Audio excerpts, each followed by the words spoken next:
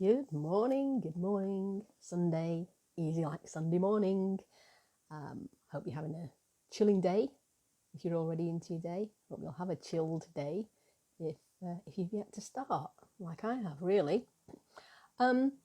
Sundays, time for reflection, time for a bit of a soul search and to look back over the week and ask yourself, all of us, me included, ask yourself, have I been the best that I could be this week? Have I done the best that I could do this week? Was there anything that I could possibly have done any better? Or is there something I perhaps shouldn't have done or said at all? Powerful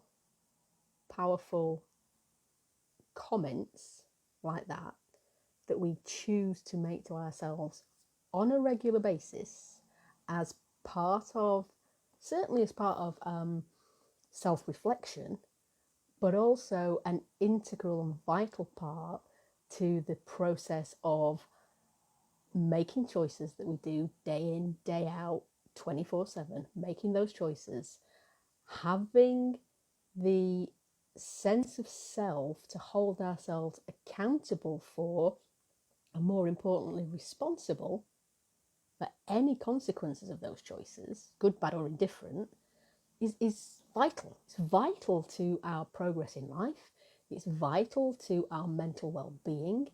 And it's vital that we understand that truly and deeply in here, there is only actually us at the end of the day that can do so on a level that we can be so brutally honest with ourselves as to whether or not we're doing the right thing, if we're up to speed, if we're up to par. Don't worry about what others think. I say this all the time. It's what you think, it's what I think about each of ourselves that matter most. Yes, we don't need to be unkind. Yes, we do need to take other people's feelings into consideration, depending what the situation is. But generally speaking, when it comes to being the CEO of our own lives, and for that I don't mean Chief Executive Officer, if some of you will know, I mean the creator, the empowerer, and the organiser of our own lives, we're the ones that have to hold ourselves accountable for all the consequences. Don't forget, everything that's ever happened for you, you'll know by now that it doesn't happen to you. As far as I'm concerned, it happens for you. Everything that's happened for you up to this point in your life, no matter how old you are, it's all of it come together in a perfect storm or otherwise to serve to make you the person that you are today. If you don't like this person that you are today, then the choices you make today, you need to understand, will create the reality that is your tomorrow. The choices you made yesterday and all the yesterdays before that are what serve to make you here in the now, showing up who and what you are, and everything that goes with that. If you don't like what you see or feel when you look at yourself, or when you reflect, take time to reflect with yourself, if you don't like that, do something about it.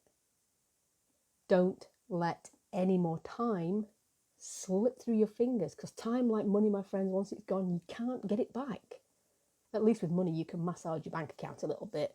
You know, if you've got a good bank manager or a nice sort of line of credit on your credit card or whatever, you can massage the figures. You can't massage the time that you have each day once it's gone. The bank account of time has no refunds, no overdrafts, no credit line, no second chances.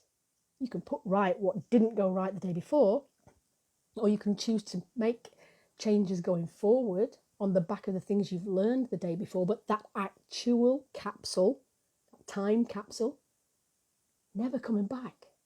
Never. It's gone.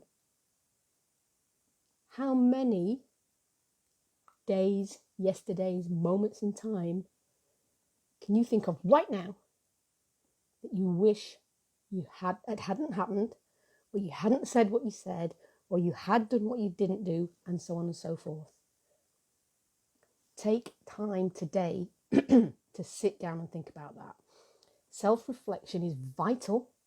It's equally as vital as self-care in propelling us forward up to and into the best version of ourselves that it's possible to be. The question is, are you ready for that? Or is something holding you back? Self-reflection, again, will help you to identify the bits where you think perhaps you're not good enough or something like that. I don't know. You know your situation. You know the it's that you have.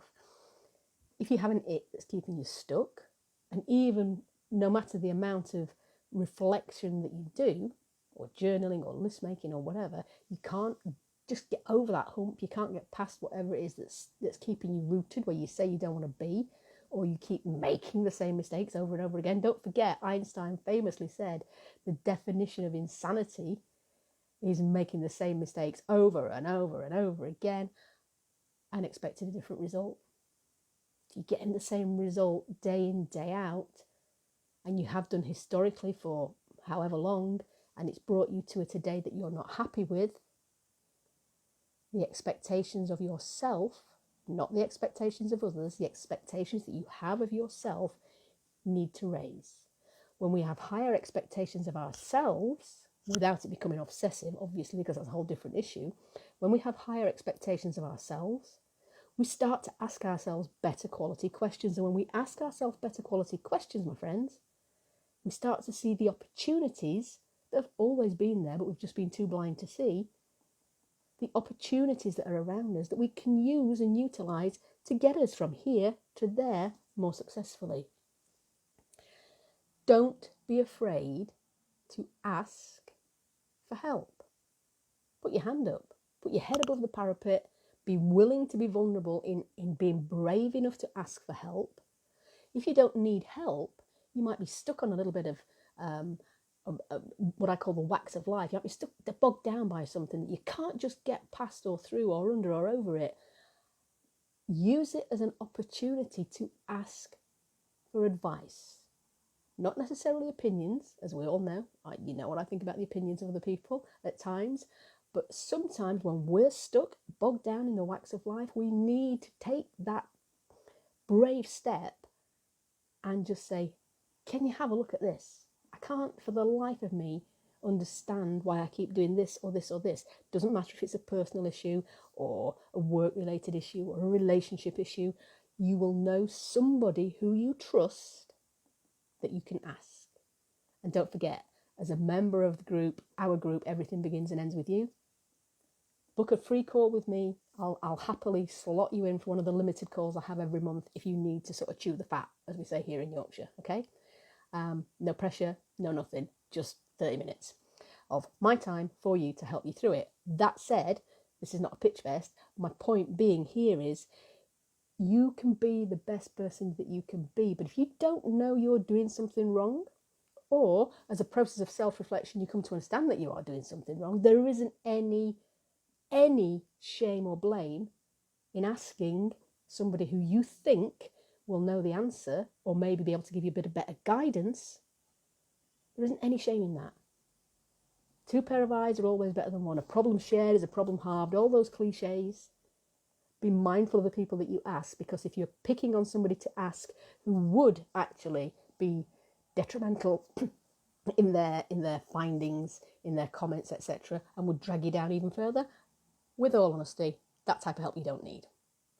Be selective, but use it wisely. Use the tool of askance wisely, and I promise you it will get you to where you want to be much further than being bogged down in the wax of life where you can't see anything, only said wax.